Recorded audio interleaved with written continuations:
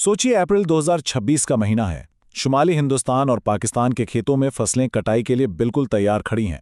ये खुशी और मेहनत का फल मिलने का वक्त होना चाहिए था, लेकिन मौसम ने एक ऐसी करवट ली जिसकी किसी को उम्मीद नहीं थी। बेमौसमी तूफानों की एक लहर आई और उसने तैयार फसलों को तहस-नहस कर दिया और साथ ही लाखों लोगों की उम्मीदों को भी।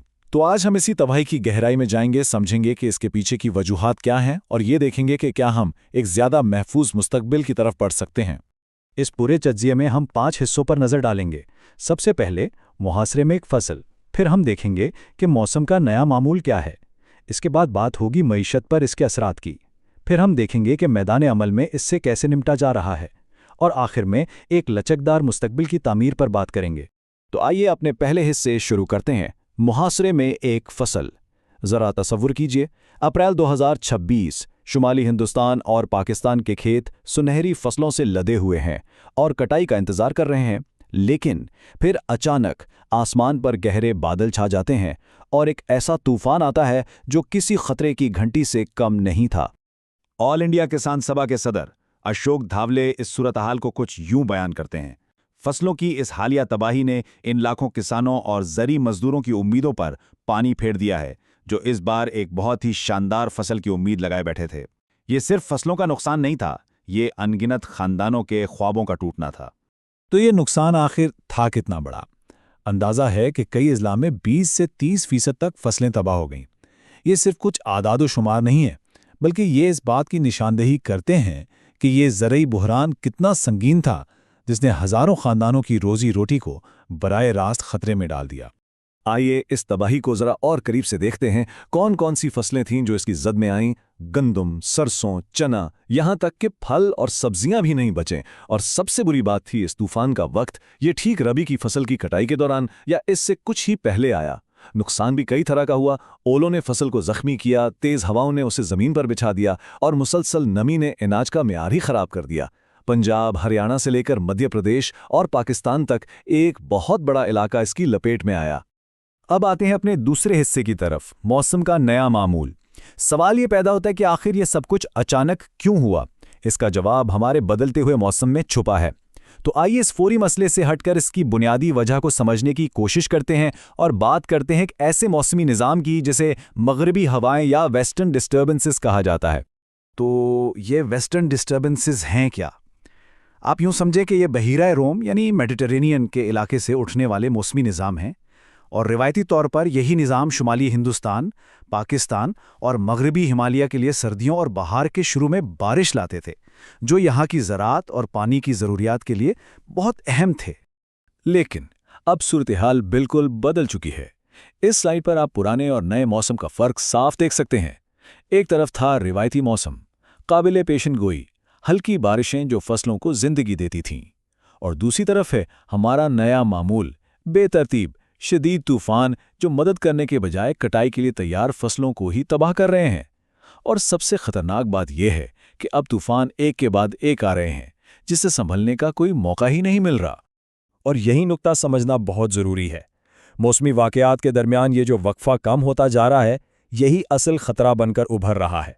ये कोई एक बार का वाक़या नहीं है, बल्कि ये एक मौसमियाती बहरान है जो अब हमारे दरवाजे पर दस्तक दे रहा है। अब आते हैं तीसरे हिस्से पर, माशी लहरों का असर। देखिए, जब खेत में फसल तबाह होती है ना, तो उसका असर सिर्फ किसान तक नहीं रहता, उसकी लहरें पूरे बाजार और हर घर तक पहुंचती हैं। ज़रा देखते हैं कि किसानों पर क्या बोझ पड़ रहा है। पहली बात तो ये कि एक अच्छी फसल से होने वाली आमदनी की तमाम उम्मीदें ख़त्म हो गईं। दूसरा, जो इंश्योरेंस स्कीमें मदद के लिए बनाई गई थीं, वो बरवक्त मुआवजा देने में नाकाम रहीं। इस वजह से किसान माली तबाही के दहाने पर खड़े हैं और कर्ज माफ़ी का मुतालबा कर रहे हैं। और सितम ज़रीफ़ी ये कि बहुत से किसान तो अभी तक पिछले साल 2025 के खरीफ सीज़न के सैलाबी नुकसानात के मुआवजे का इंतज़ार कर रहे हैं। ये एक ना ख़त्म होने वाला चक्कर है। ये चार्ट मार्केट पर पड़ने वाले असर को बिल्कुल साफ दिखा रहा है। नीली बार को देखें, ये गंदम की औसत मार्केट कीमत है 2383 रुपये, और हरी बार हुकूमत की तरफ से मुकर्रर करदा कम अज़ कम इमदादी कीमत यानी MSP है, जो कि 2625 रुपये थी। तो मार्केट की कीमत सरकारी कीमत से भी नीचे क्यों चली गई?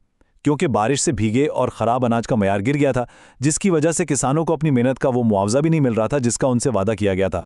और ये सिर्फ किसी एक किसान का मसला नहीं है, یہ پورے ملک کی معیشت کا سوال ہے۔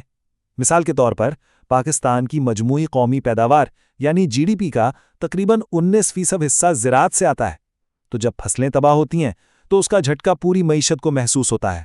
یہ اعداد و شمار ہمیں بتاتے ہیں کہ موسمیاتی تبدیلیوں کے سامنے ہماری معیشت کتنی غیر محفوظ ہے۔ اور اب چوتھا حصہ، میدان عمل میں موافقت۔ تو اب تک ہم نے مسئلے کی سنگینی پر بات کی، آئیے اب حل کی طرف بڑھتے ہیں۔ یہ کہانی صرف تباہی کی نہیں ہے، بلکہ یہ ہمت اور کچھ نیا کرنے کی بھی ہے۔ اس کے لیے ہم بنگلہ دیش سے کسانوں کی لچک اور جدت کی ایک مثال دیکھیں گے۔ تو ہماری یہ کیس اسٹڈی ہمیں لے جاتی ہے شمال مشرقی بنگلہ دیش کے ہاکالوکی ہاور علاقے میں۔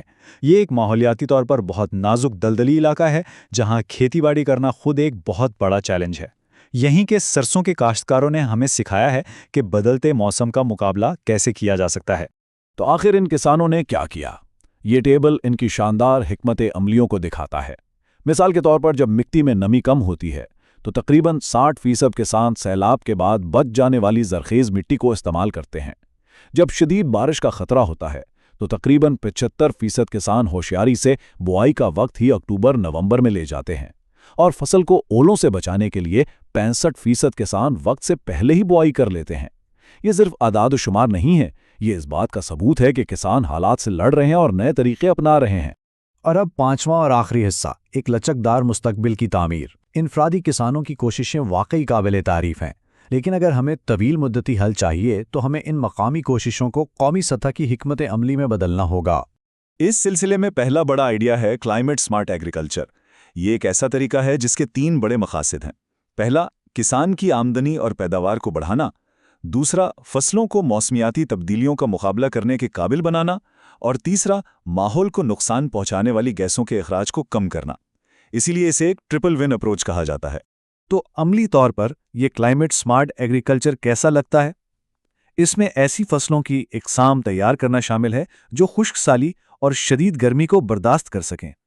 اس میں پانی بچانے کے جدید طریقے جیسے ڈرپ اریگیشن کا استعمال شامل ہے، اور مٹی کی صحت کو بہتر بنانے کے لیے زیرو ٹلج یعنی بغیر ہل چلائے کھیتی کرنا تاکہ زمین زیادہ پانی جذب کر سکے۔ یہ وہ چھوٹے چھوٹے قدم ہیں جو ایک بہت بڑی تبدیلی لا سکتے ہیں۔ دوسری بڑی حکمت عملی ہے نیچر بیسڈ سولوشنز۔